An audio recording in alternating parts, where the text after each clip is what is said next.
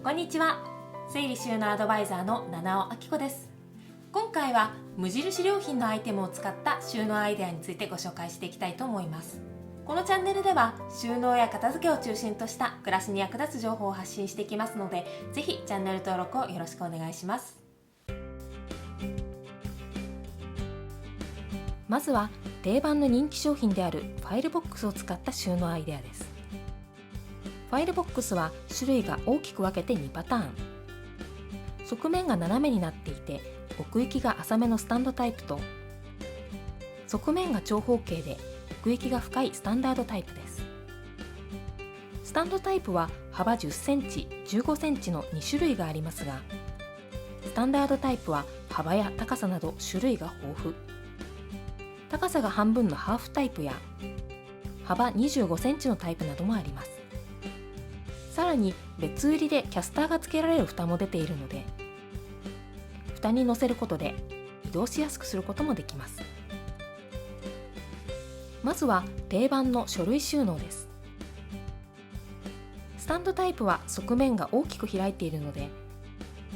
さっと取り出せる収納にしたいときに便利です。こちらはスタンダードタイプに家電などの説明書を収納しているところです。個別フォルダを組み合わせてラベリングすると、どこに何の説明書があるかが分かりやすく、さっと取り出せるので便利です。続いてはキッチンツール収納です。幅10センチのハーフタイプはフライパンを立てて収納するのにぴったり。幅25センチのタイプはお鍋などを立てて収納することも、横向きに収納することもできます。別売りのファイルボックス用ポケットを組み合わせると、お鍋の取っ手を収納したり、お鍋を洗うためのスクレーパーを収納することもできます。続いては食器収納です。スタンダードタイプは大きなプレートを立てて収納したいときにぴったり。ハーフサイズは小鉢などを収納するのに便利です。またスタンドタイプはプレートを棚に立てて収納したいときには取り出しやすくて便利です。お鍋やカセットコンロの収納にもファイルボックスが活用できます。土鍋やすき焼き鍋は箱に入った状態だと見栄えが悪く出しづらいですが、蓋を裏返してホコリよけの布巾をかけて収納すると、取り出しやすく見た目もすっきり収納できます。カセットコンロはそのままでは収納できませんが、五徳を裏返して立てると収納できました。続いてはキッチンのストック品収納に使っているところです。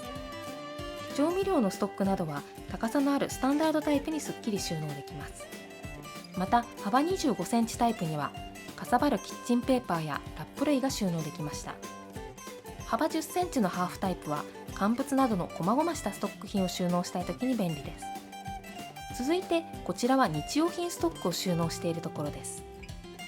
高さのあるタイプは色味がごちゃつく洗剤やシャンプー類のストックの収納に便利です。幅25センチのタイプはスリムタイプのボックスティッシュが6つ収まりました。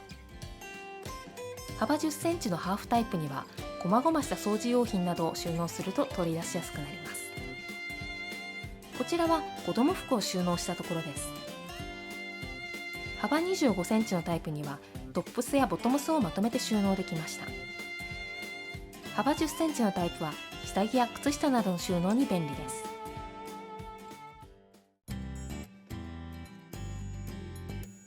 続いては持ち手付き帆布バスケットを使った収納アイデアです。持ち手があって運びやすいのが特徴のこちらのバスケット。裏側がコーティングされていて丈夫なので、少し重さがあるものを入れたいときにも便利です。サイズ展開は収納力たっぷりの深型や深型より少し幅が狭いスリム深型、そして高さが半分のスリム中などがあります。まずはスリム中サイズにアイロンを収納したところです。ちょうどアイロンがすっぽり入るサイズなので、リビングなどに持ち運んでアイロンをかけたい方にはぴったり。一緒に使う道具もまとめて収納しておきたい場合にも便利です。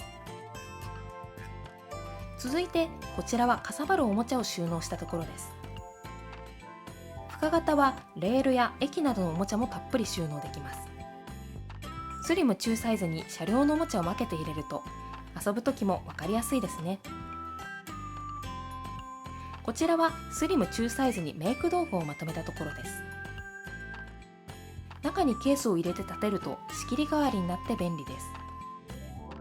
これもメイクをリビングなどでするという方には持ち運びやすくておすすめです。こちらは部屋着を収納しているところです。つい置き場所がなくて床やソファーなどに置きっぱなしになりがちな部屋着ですが、バスケットに入れればすっきり目隠しできます。こちらは来客用のスリッパを収納しているところです。横向きに3足ほどすっぽり収納できました。玄関などに置いておきたい時にも見た目がごちゃつかないので便利です。そしてこちらはミシンを収納しているところです。ペダルや電源コードなどもまとめて収納できます。素材がしっかりしているバスケットなので重いミシンを運びたい時にも活躍します。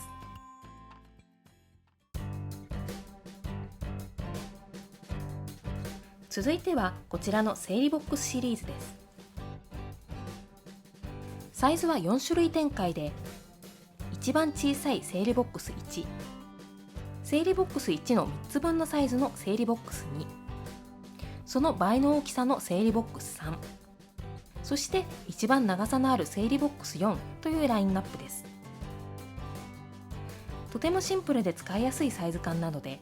引き出しの仕切りなどに重宝します。まずはカトラリー収納に使っているところです。整理ボックスにはお箸やスプーン、フォークなどのカトラリー類の収納にぴったりの大きさ。整理ボックス4は横向きにすると整理ボックス2の4つ分とぴったりの大きさ。細かいティースプーンなどのカトラリーはポリスチレン仕切り板でさらに中を仕切ると種類を分類しながら収納できます。続いてこちらは食器棚のグラス収納に使っているところです。整理ボックス4は食器棚の奥行きにも合わせやすいサイズ。グラスを直接並べると奥のグラスが取り出しづらいですが、整理ボックスを使ってグラスを収納すると奥のグラスも簡単に取り出せるようになります。また整理ボックス4は食器棚の引き出しにも合わせやすい大きさです。我が家の食器棚はちょうどぴったりはまりました。こちらに台拭きやお手拭き用のタオルを並べて収納するとすっきり収納できました。続いてこちらは文具を収納しているところです。整理ボックス1は細々した文具の収納に便利。整理ボックス2はペンやハサミなどの細長い文具の収納にぴったり。幅が広い整理ボックス3は少しかさばる文具の収納に活躍します。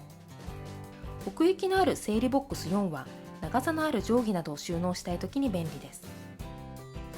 そしてこんな風にティーセットを収納したいときにも使えます。整理ボックスには個別包装のティーバッグを立てて収納したいときに便利。小さいブックエンドなどで仕切っても使いやすいです。整理ボックス3にはティーカップやポットなどをまとめておくと使いやすく収納できます。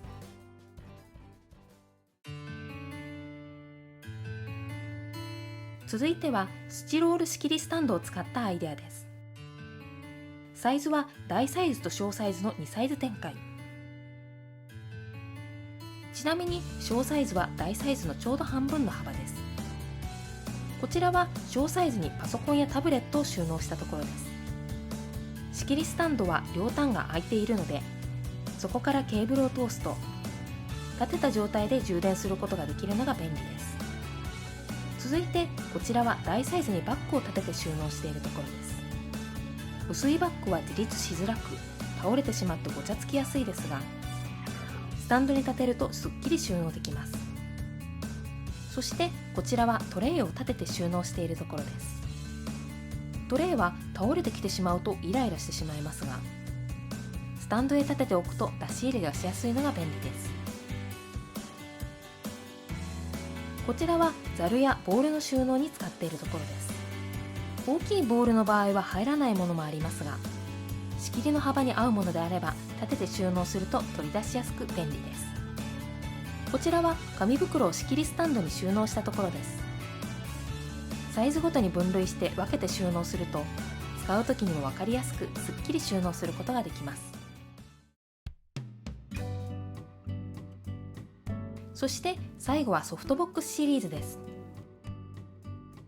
サイズ展開がかなり豊富なソフトボックスシリーズ。長方形タイプや長方形タイプの半分のハーフタイプ、細長くて高さのある L ハーフタイプ、細長くて浅い朝型ハーフタイプ、トランクのような大きさの長方形ボックスや大きいサイズの衣装ケースなど、かなり幅広いサイズが出ています。こちらは L ハーフタイプに雑誌を収納しているところです。先ほどご紹介したスチロール仕切りを中に入れると、雑誌がボックスの中ですっきり立つので出し入れしやすくなり便利です。続いては洋服を収納しているところです。